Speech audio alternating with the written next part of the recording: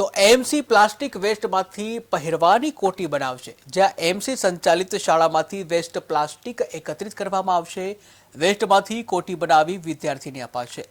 MC સંચાલિત ગૌશાળાથી છાણા અને stick બનાવાશે। ત્યારે છાણા અને સ્ટીક સ્મશાનોમાં વપરાશ કરાશે। જ્યાં છાણા અને સ્ટીક વૈદિક હોળી માટે વપરાય છે, ત્યારે ટૂંક સમયમાં વેચાણ માટે પણ મૂકવામાં આવશે। મહાનગરપાલિકા દ્વારા triple R reduce, recycle and reuse ફરીથી તેનો ઉપયોગ કરવો એટલે આખરી સંકલ્પ પર હાલ કચરામાંથી વીજળી ઉત્પન્ન કરવામાં આવી રહી છે।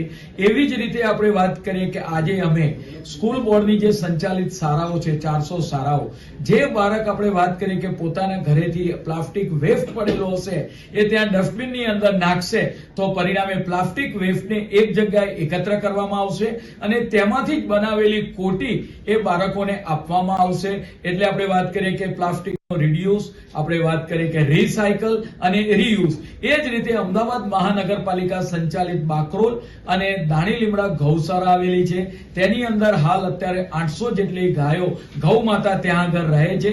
ગાયના ગોબરમાંથી આપણે વાત કરીએ એનો પણ આપણે વાત કરીએ કે ઉપયોગ રીયુઝ કઈ રીતે આપણે કરી શકાય, એમાંથી આપણે છાણા બનાવવામાં આવે છે, તેમાંથી સ્ટીક પણ બનાવવામાં આવી છે અને તેમાંથી વૈદિક હોળી કઈ રીતે થઈ શકે માર્ચ મહિનાની અંદર એ આપણે વાત કરીએ કે સ્ટીકનો તેની અંદર ઉપયોગ થાય અને તેમાંથી જે છાણા બની રહ્યા છે એ છાણા આપણે વાત કરીએ કે સ્મશાનની અંદર